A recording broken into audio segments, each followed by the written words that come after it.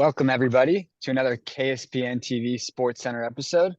I'm Josh Mechanic, and this week I'm joined by my partner in crime in the broadcast booth, Max Schwartzberg, and then head coach of the Conejo Oaks, Dave Solis, which is another treat for us. Of course, always with us as well is the executive director of all our KSPN products, and that's Bob Allen. So welcome, everybody, and looking forward to this week. Thanks for having me. Yep. Thank you. Yeah. It was a good week. Indeed, it was. Yeah. Yeah, I mean, the Oaks are still hot, even with the 2 losses this week, as we'll go over the results from this previous week from the Conejo Oaks. Okay, let's get started with that.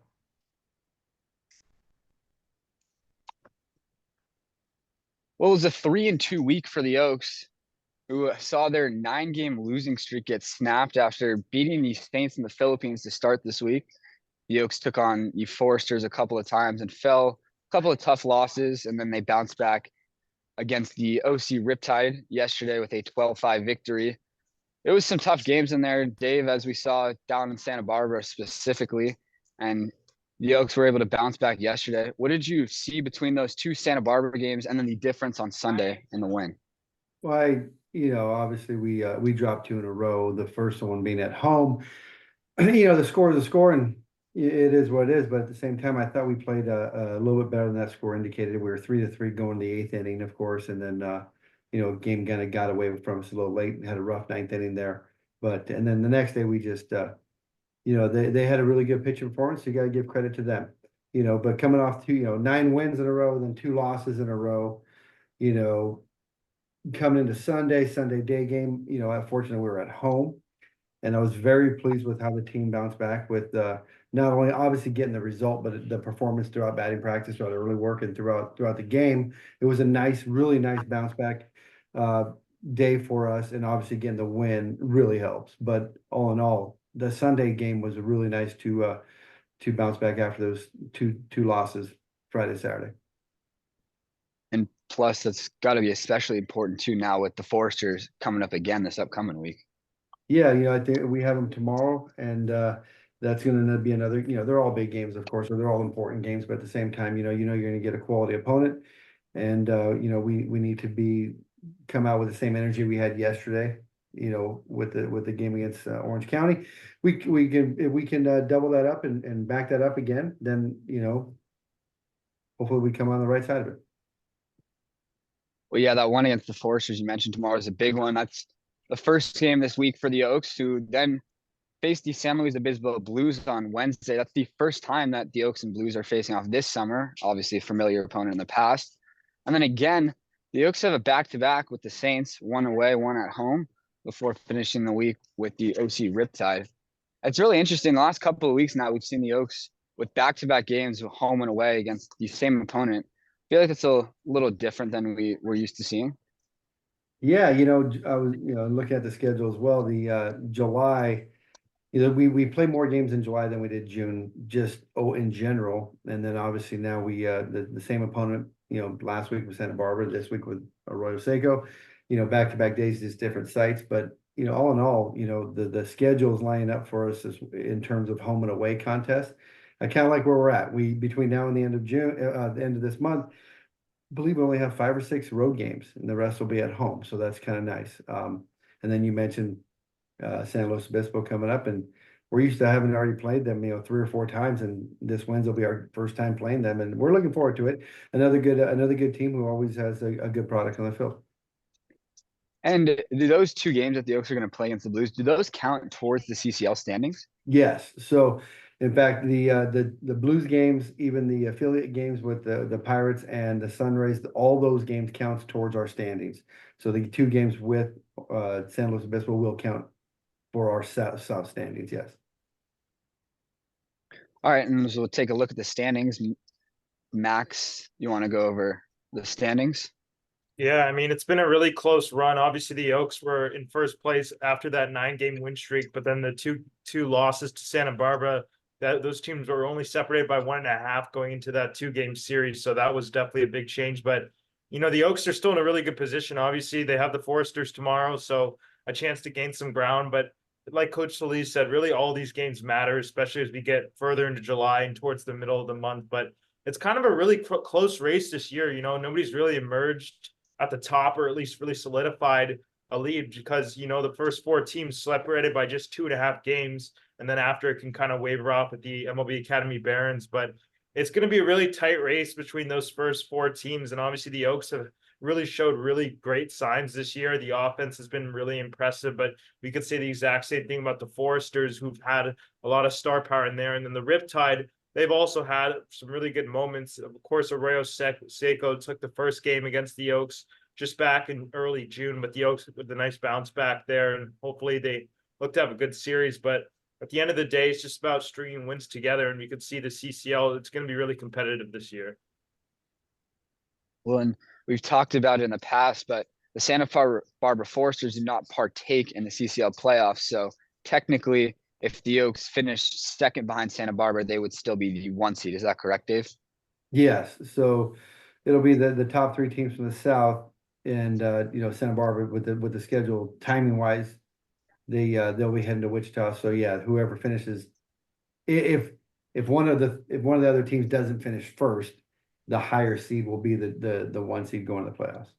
Right. But we know that the Oaks really want to finish above the Foresters. That would be pretty awesome. We want to finish above everybody. Yes, sir. That's competition. That's Sure. for sure. Yeah, like you said, Max, like Max alluded to, and Josh as well.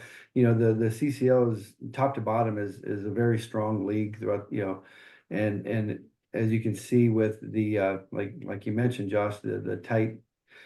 I think 2.5 games separate the top four right now, and the Academy Barons, there's quality team as well. We've been fortunate to play well against them, but at the same time, they've played pretty well against us. We just have been fortunate to come on the right side of those games there, but no, the competition in the South is definitely it's strong.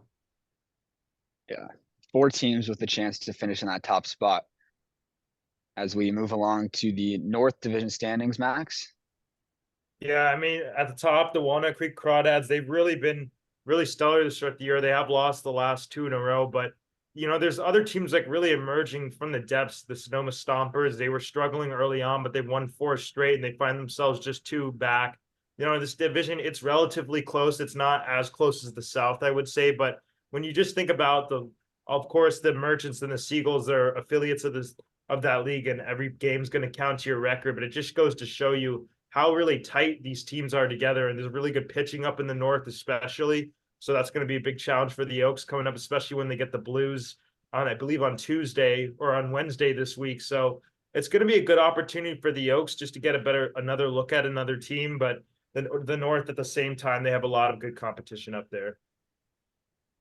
Yeah, the Walnut Creek Crawdads. I've really been in the CCL North for quite some time, usually in the CCL playoffs, but it is different this year having the Blues in the Northern Division as opposed to the South. Well, that's all that we got as far as Oaks content goes, as far as standings and statistics. But Dave, I just had a question for you, just for this upcoming week with how tight the standing is. Is there any particular matchup that you're looking forward to this week? Not really. It's just one day at a time, one game at a time, so to speak. So tomorrow, the game with Santa Barbara is the focus, and then after tomorrow's game, win or lose, we'll focus on Wednesday, and then just go one at a time from there. Pitching rotations lined up the way it has been, and so I like where we're at. So hopefully we can have another good week. And also, as we creep more and deeper into the summer, the Oaks, just like every CCL team, have been hit with the injury bug a little bit. Guys getting unlucky, hit by pitches and stuff. How are you combating that as the coach? Just making sure everyone stays healthy and just keeping everyone on the field. Well, I think we do a good job of number one, we have a phenomenal trainer in Yoshi, and so he's really, really good with the guys in terms of not only the injury portion of it, but the proactive end of it, and the prevention as much as possible. So that helps, number one. But then at the same time, and you guys are on the broadcast every day and you see it. There's a good rotation of players, day in and day out. So it's not like any one guy's playing 5 days in a row. So there's regular rest. There's also regular playing time. So I have a whole matrix that I look at daily, and, you know, from starts to at bats and see how everybody's to line up regularly.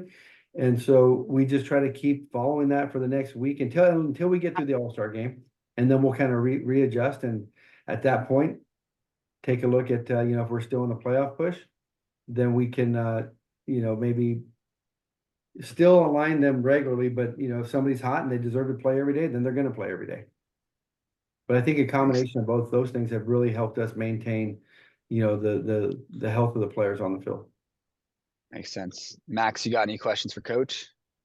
No, well, Coach, I wanted to ask you, usually when something like comes up, you've done a really good job like negotiating with the umpires. Like what are usually like some of the plays that like I guess it's like really admirable how you're always able to like stay so tuned to the finest little details. Like I remember yesterday, the runner didn't get out of the way after crossing the plate, and then they thought there could be potential interference with Uribe not able to get it. Like, how's that been able to be so easy for you? Well, I just try to, number one, stay current with the rules, because if there's, you know, there's safes and outs and balls and strikes that are judgment calls, of course, and then you have rules. And Yeah. so the more knowledgeable I am on the rules, the better it is for me to make a case when we go to the field. You know, case in point, we had on Saturday in Santa Barbara, I don't remember, Reed Boyd stole second base, and there was a little contact with the shortstop on the one side of the bag. So I went out there and talked about it. There was obstruction, of course, but that's a judgment call. The judgment which base to award him. So, you know, to I guess to answer your question, I just have to be aware of all situations in the field, and the presentation with an umpire, or how you present it, or how you communicate with anybody, especially, you know, in this realm, umpires, it goes a long way. You know, if I go out there screaming my head off, you're probably not going to get a whole lot of respect coming back to you. But if you can go out there and communicate your point in a you know, in a calm and respectful manner, it goes a long way to at least trying to get the call correct. And that's really the goal that I try to convey to the umpires. Let's just get this correct. In fact, we had a play on Friday at home against Santa Barbara, where in the ninth inning, bases loaded, and the batted ball struck the base runner. And right away they ruled dead ball out, right? And I knew that it was a mistake. It was a mistake. That should have been a live ball from the get-go.